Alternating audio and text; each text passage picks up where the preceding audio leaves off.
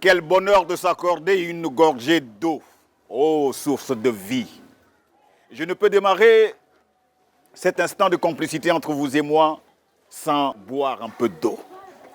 Mais la chose la plus importante, chers tous, il est impossible aujourd'hui d'arpenter une rue dans toute la Côte d'Ivoire sans qu'on ne vous parle de problème d'eau. J'ai pris plaisir à boire cette eau. Au risque de me répéter, l'eau fait partie de notre quotidien. Malheureusement, il y a des populations, nos mamans que vous voyez derrière moi, vous voyez ces hommes-là, n'ont pas cette chance de profiter de cette eau. Cette denrée rare qui affecte nos mamans et nos parents. Il n'y a pas d'eau à Yopougon, en Anéré. Depuis 2001, nous sommes là, mon mari a payé un terrain. Nous sommes sur le terrain. On a la belle maison, on n'a pas d'eau. On paye la sauce d'ici ne nous voit même pas. Chaque mois, chaque année, on nous envoie les factures. Le décor étant planté, nous pouvons le dire sans aucune appréhension de nous tromper qu'il y a un véritable problème d'eau à Nanéré Yopougon. Mesdames et messieurs, je vous retrouve juste après cet élément que je vous demande de suivre avec un intérêt particulier.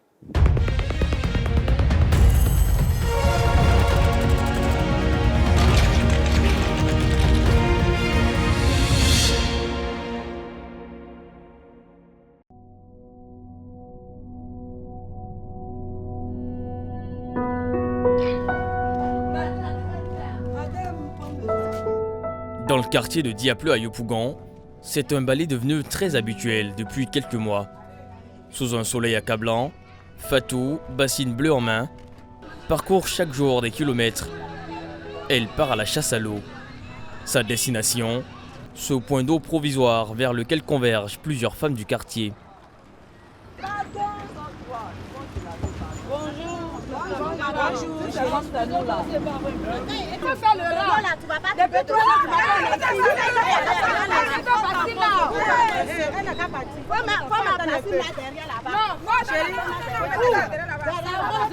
Ces femmes, traversées par d'amers sentiments, postées devant tous ces bidons et récipients, sont prêtes à tout pour avoir le précieux liquide, l'eau. Je descends à 2h, souvent même 4h du matin.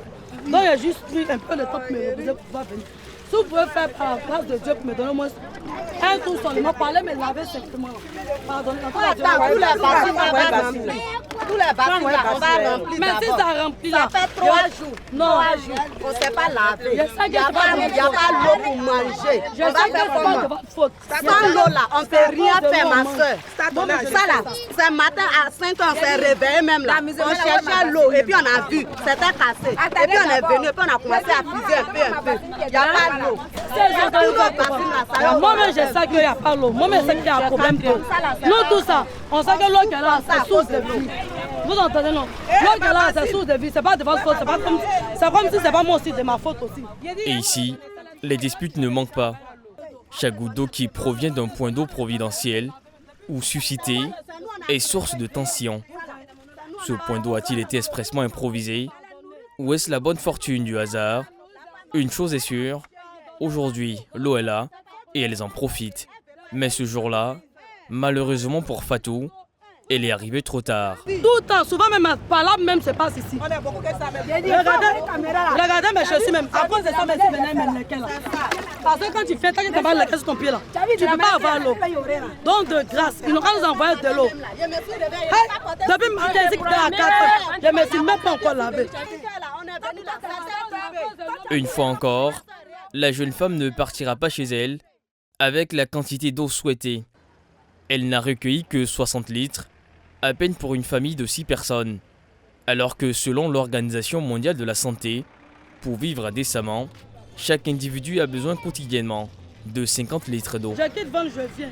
Je bats plusieurs mois, 5. En tout cas, ma bassine n'est pas encore, mon papa n'est pas encore rempli, même ma barrique n'est pas encore remplie. Je bats plusieurs mois, 5 à 6 tours, peut-être même, souvent même 10 tours, parce que je ne suis pas seule. Moi et puis la cour entière, on sort pour aller plusieurs de l'eau. Là, on va faire comment? L'eau là, c'est source de vie. C'est source de vie, mais regardez comment nous souffrons.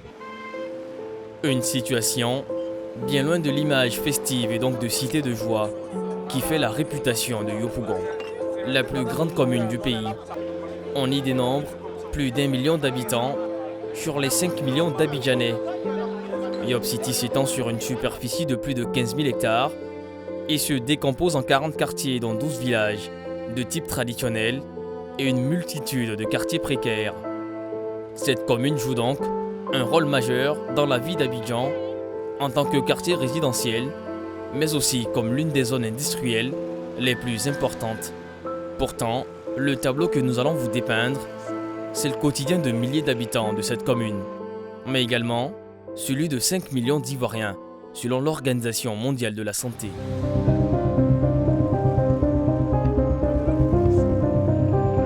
À 2 km de Diapleu, Ananuré, toujours à Yopougon.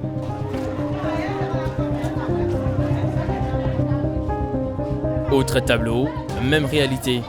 Ici, cela fait des années que les riverains vivent dans l'incertitude. Ce camion-citerne de l'ONEP fait partie de leur quotidien. L'image semble surréaliste à Abidjan. Une longue file d'attente de récipients en quête de la moindre goutte d'eau.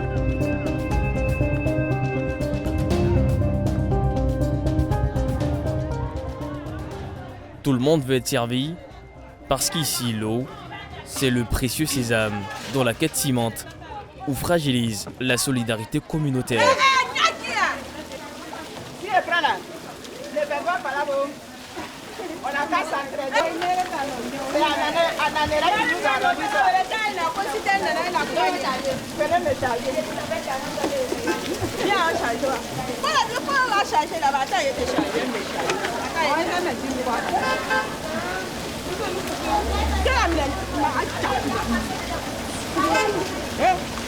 Même au village, même je ne pisse pas d'eau. Au village, même je ne pisse pas d'eau. Il y a un robinet chez nous au village, je me lave en bas de l'eau.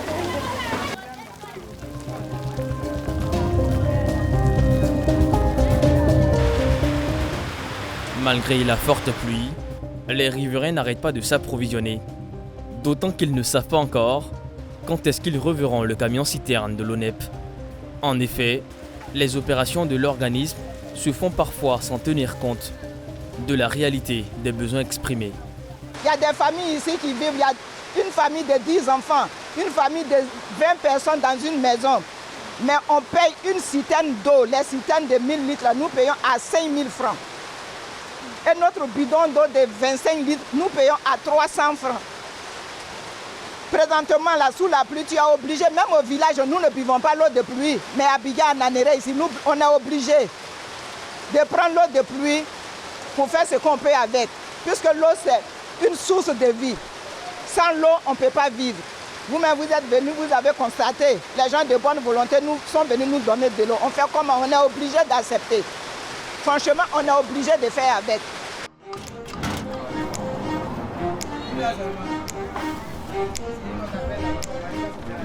Parmi ces personnes de bonne volonté, il y a Marcelin. Dans ce quartier, très sollicité, célèbre, on l'appelle Marcelin Sodessi parce que lui a fait de l'eau son business.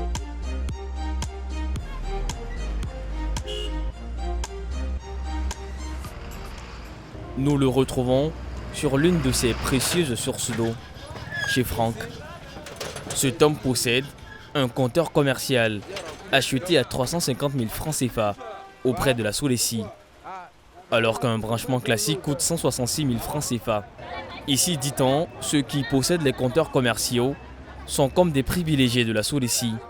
L'eau ne se fait pas totalement rare, contrairement aux compteurs classiques. Quand on parle de compteur commercial, c'est pour vendre l'eau. Voilà. Quand ça se trouve comme ça que j'ai fait les réserves dans les flux, je les vends 50 francs le bidon. Quand il s'agit de la permanence de l'eau, là je vends ça avec les cuvettes parce qu'il y a d'autres dames qui n'ont pas de bidon, donc c'est dans les bidons, dans les cuvettes que je vends. Mais une fois ça se coupe, dans les bidons qu'on vend. Chaque fin du mois, la facture vient. À chaque 10, la facture vient et selon le coût, je vais, comment on appelle ça, la Sodessi pour régler, ou bien je règle ça par Mama et Monnaie. Franck facture 50 francs CFA le bidon de 25 litres à Marcelin. Il y a deux papiers en même temps parce que là vraiment, faut que... Ça en fait combien? Voilà. Bon, ça fait 350. Ça fait 350. C'est combien de bidons? Ça fait 7 bidons. 7 bidons. Et voilà comment Marcelin se construit un business à la belle rentabilité. Pour un bidon rempli à 50 francs, il le fait payer à un client 200 ou 300 francs CFA, soit 150 ou 250 francs de bénéfice sur un bidon. Pour 10 bidons, il gagne alors 2500 ou 3000 francs. Et Marcelin transporte souvent même jusqu'à 70 bidons par jour pour un revenu qui peut aller jusqu'à 500 000 francs CFA le mois.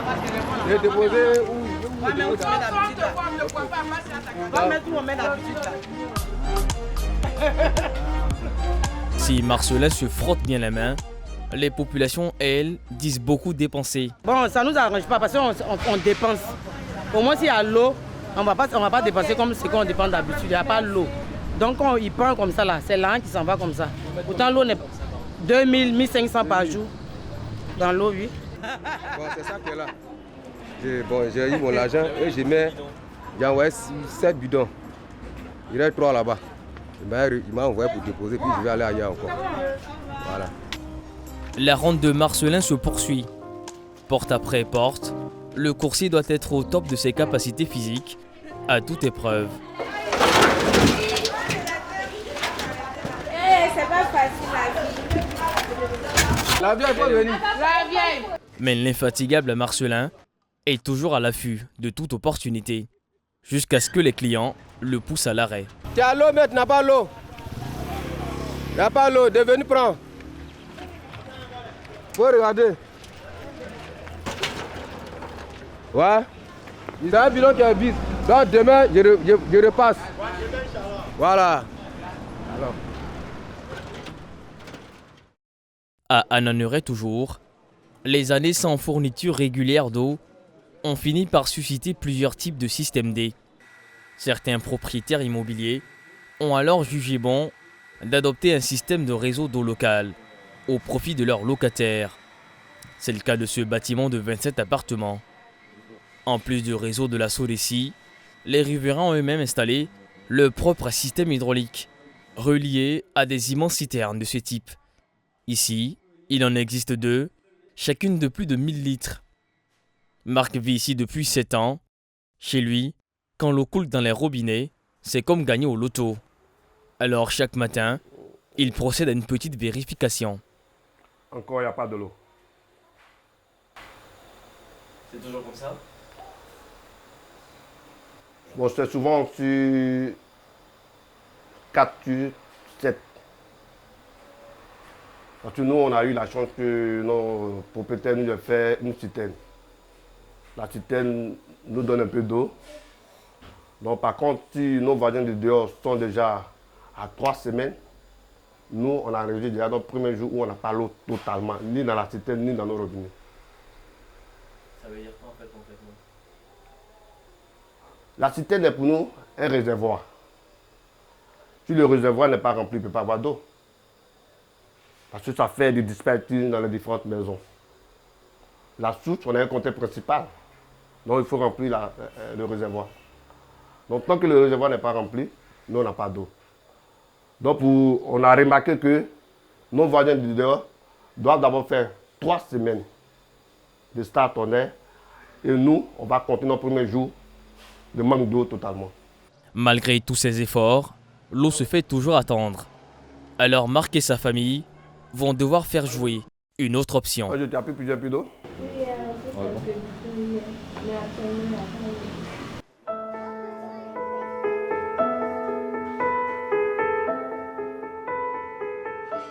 Cette option, c'est de s'accrocher à ces bidons, comme une bouée de sauvetage. Ici, le paysage s'accommode de ces dizaines de bidons qui font depuis partie intégrante du mobilier. Si ce ne sont pas des bidons, ce sont des bouteilles ou encore ces fûts. Bref, tout ce qui peut contenir un peu d'eau. Oui, tous les bidons sont à moi, avec les 2 fûts, c'est à moi.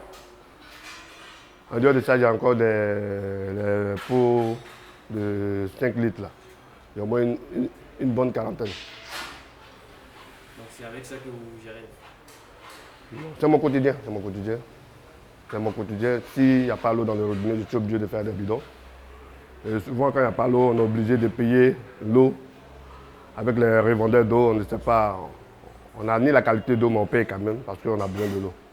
C'est le même scénario, c'est-à-dire l'eau peut venir comme ça ne peut pas venir. Souvent, ça peut perdurer. On peut faire même, voire 1 mois à 2 mois sans l'eau. Et nous, on n'arrive pas à comprendre que nous, on est dans un même rayon où 2 voies parallèles, une autre voie n'a pas d'eau et une autre voie a l'eau. Ça, on n'arrive pas à comprendre. Et le com, les gens vendent l'eau dans le même rayon. Ça nous fatigue un peu, on n'arrive pas à comprendre. Franchement, ça, je n'arrive pas à comprendre. Chose qui laisse encore interrogateur, c'est qu'il y a des foyers qui paient des factures d'eau. Voilà la dernière facture de Marc. Cela représente sa consommation des mois d'août, septembre et octobre 2021. La date limite de paiement, le 4 janvier 2022. C'est énervant parce que moi, je ne peux pas payer ça. Payer de l'eau dehors. C'est la partie là qui me fait mal. Payer de l'eau dehors. Je ne connais même pas la qualité de l'eau que je consomme avec ma famille. S'il arrivait que moi et ma famille, on partait, on arrivait à décider suite à la consommation d'eau, la société va se désengager, elle va dire elle ne pas envoyer de payer de l'eau avec IS. Nous, on est dans une situation, s'il n'y a pas l'eau, on va tourner vers IS pour pouvoir avoir l'eau. Parce que nous ne sommes pas des spécialistes en eau, nous on paye, on consomme. Parfois, l'irrégularité de la fourniture d'eau et les frais fixes dont on ne peut pas se soustraire, qui composent la facture, expliquent la délivrance des factures. Certains se retrouvent même avec des factures élevées, puisque l'eau qui finit par arriver coule très tard dans la nuit, entre 2h et 4h du matin. Et à force de ne plus y croire, beaucoup laissent des robinets ouverts, et l'eau coule en vain, ce qui souvent crée des dégâts des eaux. Et les différents systèmes de marque montrent leurs limites, et ces revendeurs particuliers deviennent les grands indispensables. Nouveau jour, nouveau défi pour le grand coursier Marcelin que nous retrouvons. C'est une journée plutôt chargée. Combien de bidons? 10 bidons. D'accord, je vais livrer les gens là-bas avant qu'ils viennent là-bas. Je vais livrer les gens là-bas avant de venir là-bas. Ouais. Il faut qu'ils finissent les gens, ceux qui sont en haut là, à l'étage là. Il a à peu près 50 bidons à livrer chez une dizaine de clients. Ce jour, il débute son activité à 8 heures précises. Il démarre en puissance, d'autant plus que sa première étape, ce sera de livrer l'eau dans ce bâtiment. Le client, c'est un pressing situé au 3e étage. Si vous voulez prendre les bidons là. Bonjour monsieur.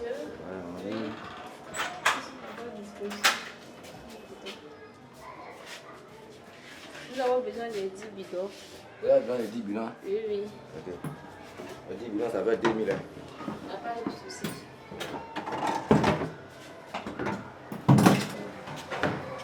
Ce pressing a pour habitude d'utiliser les services de Marcelin. Aujourd'hui, il veut recevoir plus de litres d'eau que d'habitude pour traiter le nombre croissant de ses commandes. Nous avons problème d'eau. Vous voyez, on a pu recueillir un peu grâce au livret d'eau, M. Marcelin, qui nous a apporté, mais c'est insuffisant. Nous avons besoin de au moins 60 litres à 50 litres. Vous constatez des bassines vides, des habits qui sont très sales. On a besoin d'eau pour les laver. Mais sur le terrain, Marcelin va rencontrer une petite difficulté qui devient une aubaine pour le jeune businessman. L'eau a coupé quoi? Mais attends, il n'y a pas l'eau. Pas l'eau là, voilà. Là, on a changé le prix. Avant, moi, je prenais à 2 anciens. Maintenant, moi, comme c'est loin maintenant là. Moi, je te prendre à 300 000, 2 anciens, comme ça. Hein? 2 ça ne m'arrange pas là, ça ne m'arrange pas. Je te dis c'est loin, c'est juste quand la Gesco, marché de Gesco là, c'est là où je m'ai épuisé l'eau, tellement là. Ouais. Après toi, par contre on se connaît, je te fais à 200, sinon les autres là, moi je fais à 300. On est d'accord? Ah bon d'accord, donc j'ai compris. Je t'envoie tout à l'heure là. Marcelin ne rigole pas dans les affaires. Il vient d'augmenter le prix de son service, tout simplement parce qu'il va devoir aller plus loin pour recueillir de l'eau pour sa cliente. De nouvelles conditions que les clients acceptent sans discuter.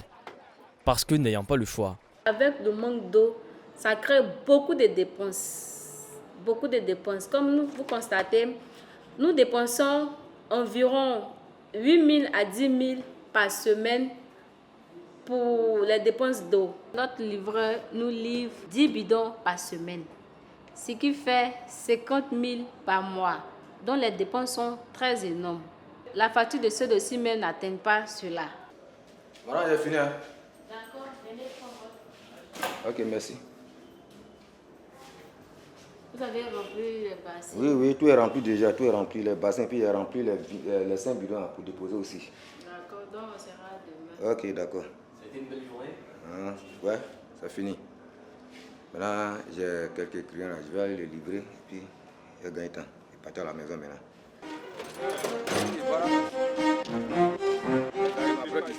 Mais avant que Marcelin ne poursuive sa journée, il s'accorde un pur moment de délectation. Allez, gérant, apporte-moi une bière là.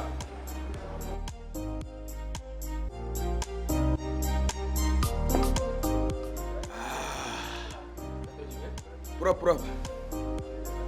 Ah ouais, Côte d'Ivoire, c'est pas facile. Là, il profite pour se faire un petit point de ce qu'il a déjà gagné. Attends, c'est ce que j'ai eu aujourd'hui là. 18 250. Normalement, quand je vais bien barrer, je dépasse, je peux gagner au moins 20 000, 25 000 par jour dans mon lieu de bala. Quand il y a coupé de courant, c'est ce que je gagne. Alors que la petite parenthèse de gaieté de Marcelin continue, le problème de certains opérateurs économiques ne s'arrête pas.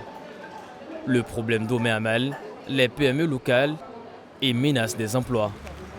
L'OMS estime qu'un emploi sur 3 est complètement tributaire de l'eau. À l'exemple de ce lavage auto dont Pélagie est la gérante et qui emploie 4 personnes.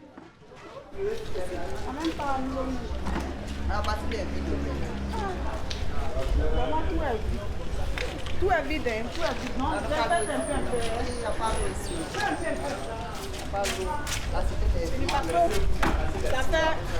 ça fait un mois qu'on est dedans. Vraiment, on souffre. Même pour se laver, même on ne gagne pas. Pas facile. Ouais, on fait un peu. Voilà, ça. Pour prémunir son activité des caprices du réseau de distribution, elle a acheté des citernes, dont une seule lui coûte 5 000 francs CFA le remplissage. Je paye l'eau 10 000 et que je fais recette de 21 000. Les 21 000, si tu enlèves les 10 000 francs de l'eau, il va rester combien? Il va rester 11 000. Il va rester 11 000. Donc 11 000 toute la journée, tu dois payer les employés. Tu dois payer les employés. Et 11 000, tu payes les employés. Je paye les employés, comment on appelle ça, à une semaine. D'autres 14 000, d'autres 16 000. Une semaine. Tu t'en sors comment? 14 000 francs par semaine. Ils sont combien? 4, 5. Tu gagnes combien? Combien tu réserves? Et puis moi-même d'abord, combien on me paye? Tu vois, ça nous fatigue, franchement. Pas d'eau, pas de voiture à laver. La conséquence est évidente. Dans ces conditions, difficile alors pour elle de faire prospérer son business. Et Pélagie envisage de mettre bientôt la clé sous le paillasson. Retour à Diableux. Aujourd'hui, la pluie est de la partie. C'est la Providence qui leur apporte un peu d'eau. Chaque famille recueille toutes les gouttes d'eau qui tombent du ciel. C'est cette eau qui permet de faire quelques tâches de la maison, lessive et vaisselle notamment.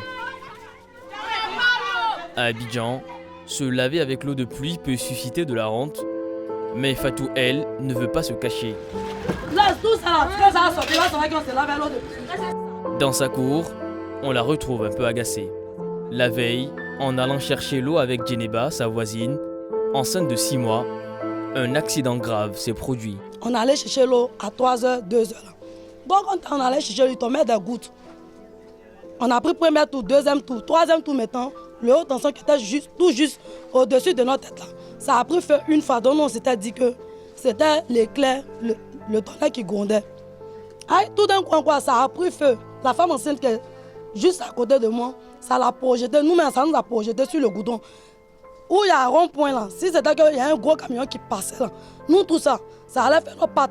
Et puis cela, c'est à cause de qui? C'est à cause de vous qui ne voulez pas nous donner l'eau pour qu'on puisse se laver. Il faudrait qu'on attende le miracle de Dieu pour se laver là. C'est à cause de vous que cela arrivait. Des incidents comme celui-là, il y en a de plus en plus. Et le manque d'eau potable à Diapleu devient une source véritable de danger. Il faut agir. Alors un après-midi, les habitants du quartier décident urgemment de se réunir. Ils pointent du doigt le responsable de leur calvaire, les travaux de voirie à Yopougon-Jesco. Avant la route, quand ça a commencé, il n'y avait pas l'eau. Donc vous voyez, c'est comme ça un peu. Aujourd'hui, là, quand les machines sont arrivées sur le terrain, ils ont tout cassé, tout c'était comme les branches qui pouvaient nous envoyer de l'eau. Voilà, tous les conteneurs d'eau là ont tout cassé, ils ont tout cassé. Donc aujourd'hui, maintenant, là, il y a problème d'eau. L'eau même ne monte même pas ici, l'eau, ça reste seulement dans un seul quartier. Ces travaux commencés il y a 6 mois et censés durer encore 1 an sont à leurs yeux la cause de ce manque d'eau inédit qui dure depuis 4 mois dans leur quartier. L'accusation des populations de Diapleu est-elle fondée? Est-ce que la direction des travaux a travaillé de concert avec la SODECI pour éviter d'endommager le système d'adduction d'eau potable auprès des responsables du chantier? Nos questions trouveront peut-être des réponses. Nous y allons en caméra cachée. Nous enquêtons sur un sujet depuis quelques jours sur le problème d'eau qu'il y a dans le secteur, dans le quartier. Le problème d'eau. Ouais, le problème d'eau. Ouais. Donc là, on voulait justement savoir les causes. Donc les riverains nous disent c'est par rapport justement aux casses entraînées par les travaux. Est-ce que déjà il y a eu des casses à ce niveau-là? Les casses, c'est les démolitions aux abords des rues. Ça, c'est partout. Hein. D'accord. C'est les démolitions? Ouais. Les démolitions, les constructions qui sont dans la prise du projet à venir sont démolies. Est-ce que ça ne casse pas le système de canalisation de tout le quartier? En fait, il y a le système hydraulique qui doit être déplacé quand c'est dans l'emprise du projet. Donc forcément, ce déplacement va causer des dommages, quelles que soient les circonstances. Là, il n'y a pas de solution alternative? Selon moi, il n'y a pas de solution. Parce que je vous donne un exemple. Pour déplacer un réseau, il faut faire la fouille. Il faut envoyer de nouveaux conduits. Après avoir tout installé, qu'est-ce qu'il faut faire? Il faut couper l'ancien pour faire le branchement. Vous voyez. Donc forcément, il y aura un moment où il y a coupure d'eau. En réalité, voilà ce que n'a pas voulu nous dire le responsable du chantier. Les constructions qui sont sur l'emprise du projet de voirie ont été démolies et le système de réseau d'eau potable aussi, c'est-à-dire les conduits de distribution et également les compteurs, ce qui automatiquement a éjecté du réseau plusieurs abonnés sur un rayon de plus de 1000 mètres. Mais la situation aurait été différente si l'ensemble des parties prenantes avaient convenablement fait leur travail et agi de concert. La SODECI aurait-elle agi différemment si elle avait été avertie des travaux? Mais une fois les dégâts constatés, est-ce que des solutions alternatives ont été proposées avec célérité? Quelles ont été les actions des pouvoirs publics et le concessionnaire la SODECI pour garantir l'accès à l'eau de ces populations le temps de la durée des travaux? Il est vrai que la SODECI a le monopole de la distribution et la gestion du réseau d'eau potable en Côte d'Ivoire, mais la conformité de son contrat d'affermage est assurée par le ministère de l'Hydraulique. Et la souffrance des usagers est encore plus accentuée par la réticence de ces entités de les informer convenablement. Nous nous faisons introduire à l'agence SODECI du secteur. Nous tournons en caméra cachée. Vous savez, le secteur de l'eau est très sensible parce que ça n'engage pas que, bon, ce que je suis en train de dire même déjà, mais je peux me permettre de dire ça, ça n'engage pas qu'un seul acteur. Il y a cette SODECI, il y a l'État qui est derrière. Et chacune des parties a ses responsabilités.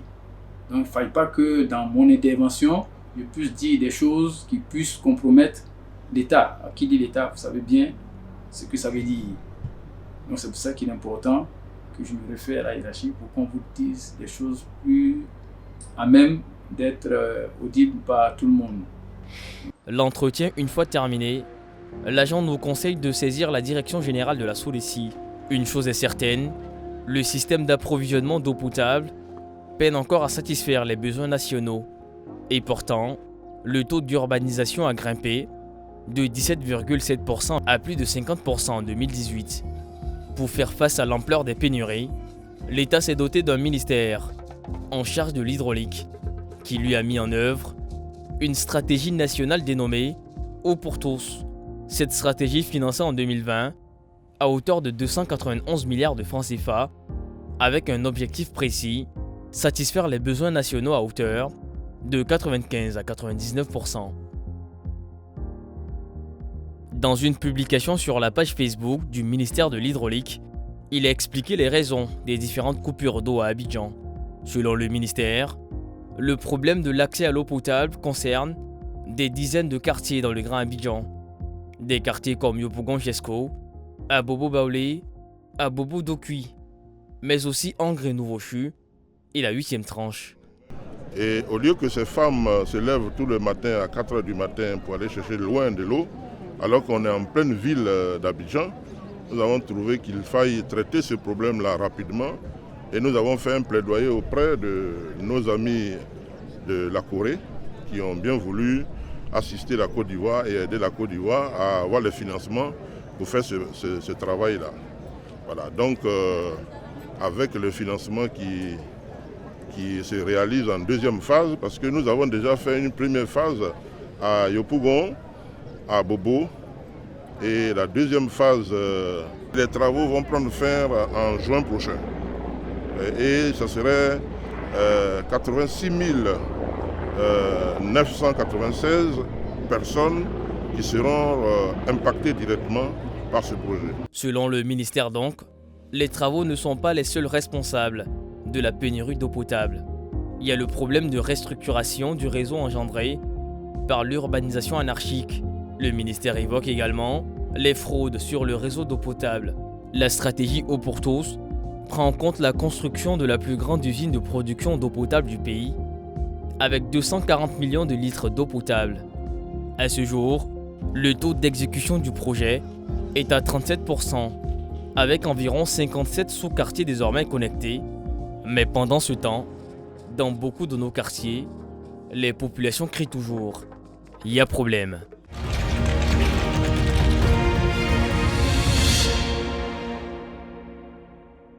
Je me plais de vous présenter mes invités. Maman, comment vas-tu? Je vais bien, grâce à Dieu. Comment tu t'appelles? Je m'appelle Toudoulou Dorothée, mais au quartier Maman Doti Commandant. Maman Doti Commandant, alors comment tu peux avoir ce surnom et tu as des problèmes d'eau? Comment ça se fait? Ouais. Comment vous vivez ça et ça fait combien de temps? C'est une situation vraiment critique. Je suis arrivée au quartier ici le 4 février 2012. Je n'ai jamais connu ce qu'on appelle se laver en bas d'un robinet. On se lave dans le seau. Mais moi, dans mon village, je me lave en bas de robinet. Il n'y a pas d'eau. Le premier ministre actuel, il était ministre des infrastructures. On était tellement débordés en 2016. Et j'ai tapé. Les femmes sont sorties, on allait marcher sur la Sodeci. De là, la Sodeci nous a dirigés vers l'ONEP. Dieu merci, un jour, on m'appelle, on me dit le ministre des infrastructures doit arriver dans ton quartier. J'ai mobilisé en même temps les femmes. Et il est venu là où je vous ai reçu. Là, c'est là que je l'ai reçu. On lui a fait savoir notre galère, notre calvaire. Ça a donné quoi comme résultat? Parce que ça fait quand même 2012 que vous parlez de ce même problème. Le ministre actuel, il nous a fait ça. Il dit, mais maman, soyez rassurés, l'eau arrive. Une semaine après... Il vous a dit ça quand? C'est en quelle année? En 2016. En 2016. Quand il était ministre des infrastructures. Ok, d'accord. Et après, il n'y a plus de suite. Une semaine après, l'eau a commencé à venir, mais ce n'était pas à bon terme, à 1 h du matin. Jusqu'à 4 h, l'eau est coupée. Moi, ce que je veux savoir, maman, quand toi, tu es une mère de famille, quand tu te réveilles comme ça, et que de façon récurrente, tu vis cette situation, tu te sens comment? C'est-à-dire que le fait de savoir qu'il n'y a pas d'eau dans ta maison, tu vis ça comment? Je ne suis pas à l'aise. Je ne suis pas à l'aise.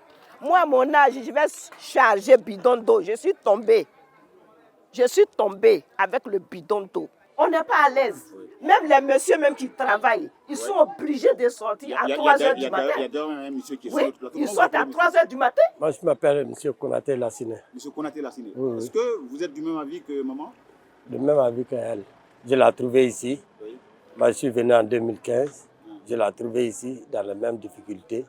Et je vis aussi dans les mêmes difficultés. Il n'y a pas d'eau. Ça vient momentanément, ça coupe. Et puis, on est obligé d'acheter, de commander toujours les citernes que vous voyez là. On est obligé de commander ça. 1000 litres d'eau. Quand il n'y a pas d'eau là, vous partez chercher l'eau où? Bon, quand il n'y a pas d'eau, Quand il n'y a pas l'eau, quand il n'y a pas d'eau, c'est l'eau neuve qui vient avec des citernes pour nous donner. Et des fois, quand il y a du monde, vous voyez des fûts de combien de litres là, on nous donne demi. Sinon, ce que vous voyez derrière là, les gens viennent nous vendre ça à 6 000 francs. Les gens, quels gens? Les privés, ils vont chercher l'eau, on ne sait où, et ils viennent nous revendre à 6 000 francs. Et puis John, oui. John. Comment là, tu ne lâches pas l'affaire, hein? Oui, cette voie, il n'y a pas d'eau. La voie suivante, où il y a l'immeuble là, l'eau vient. Et pourquoi nous, on n'a pas l'eau? Ici, il y a de l'eau et l'autre voie... Et non, ici, il n'y a pas de l'eau. Ici, il n'y a pas l'eau et sur l'autre voie, il y a l'eau. Et c'est là-bas, d'autres vont payer l'eau. On a quel problème? Qu'on nous dise... Réellement. Concrètement, voilà ce qui se passe. Qu'est-ce qu'il faut faire? Que la SODECI appelle les propriétaires pour leur dire que votre problème, voilà ça. Donc vous avez fait des démarches auprès de la SODECI. L'actuel Premier ministre. Oui. Il est venu vous voir, il vous a fait la promesse que tout devait se régler. Et vous êtes là depuis combien de temps? Ça fait belle lurette que vous vivez ce même problème. Oui. Vous avez donc décidé de trouver des solutions, mais qui ne sont pas des solutions adéquates, n'est-ce pas? Oui. Alors, maintenant, quel est le message que vous voulez qu'on retienne de tout ce qui a été dit concernant les problèmes que vous vivez?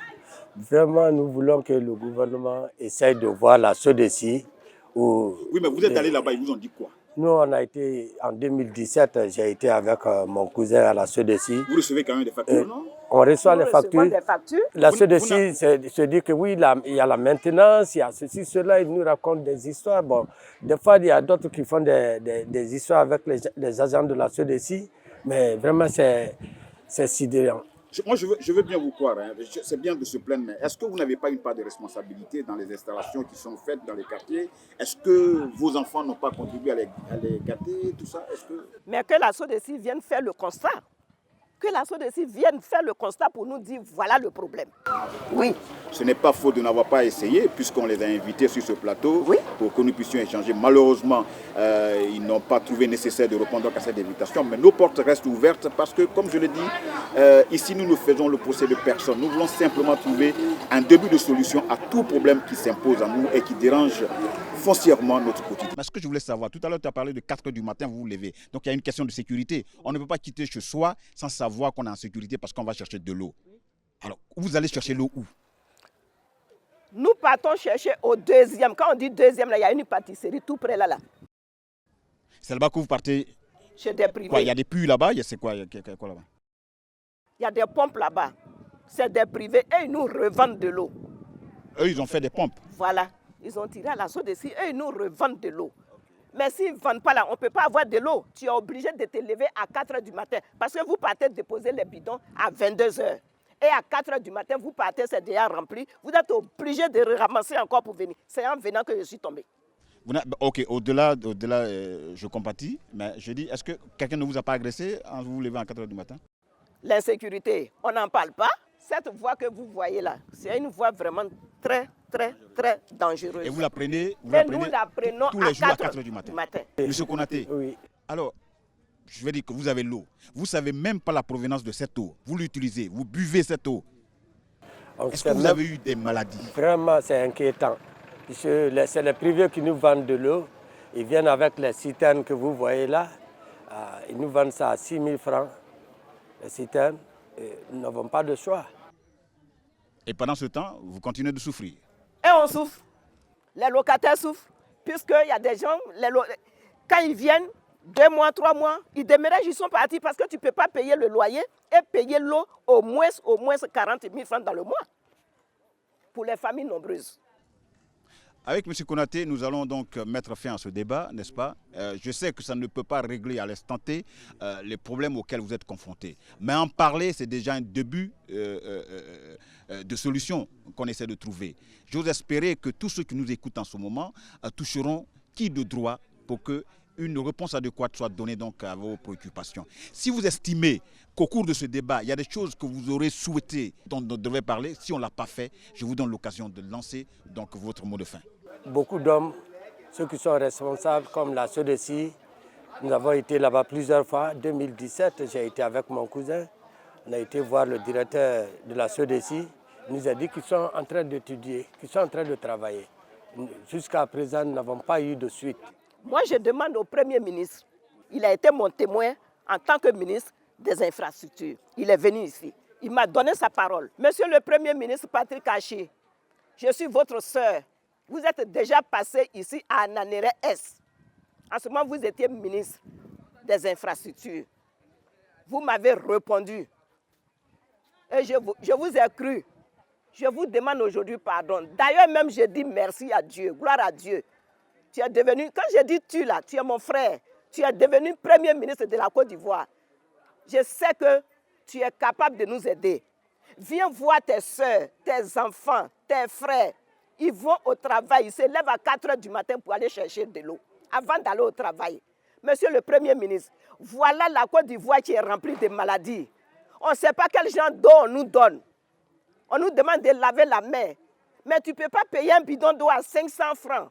Tu prends quelle quantité d'eau pour préparer, pour te laver et laver la main. Commandant, on comprend ton cri de cœur, maman. Et je suis convaincu que ce n'est pas tombé dans les oreilles de sourds parce que c'est tout le mal que je te souhaite, hein, que tu trouves donc une oreille attentive à ton cri de cœur. Le débat continue parce qu'il y a problème. Oui, il y a problème. Et à Yopougon-Nanéré, c'est un problème d'eau qui, jusqu'à ce jour, n'a pas encore trouvé de solution. À qui la faute? Il va falloir que chacun y mette du sien pour que grande sera notre joie de revoir ces populations avec l'eau, source de vie. C'est une émission qui est la vôtre, elle vous appartient. Vos critiques, vos suggestions sont les bienvenues pour que dans un autre quartier, nous puissions parler aussi d'autres faits de société qui impactent de façon négative sur la vie des populations que nous sommes. À bientôt pour un autre problème.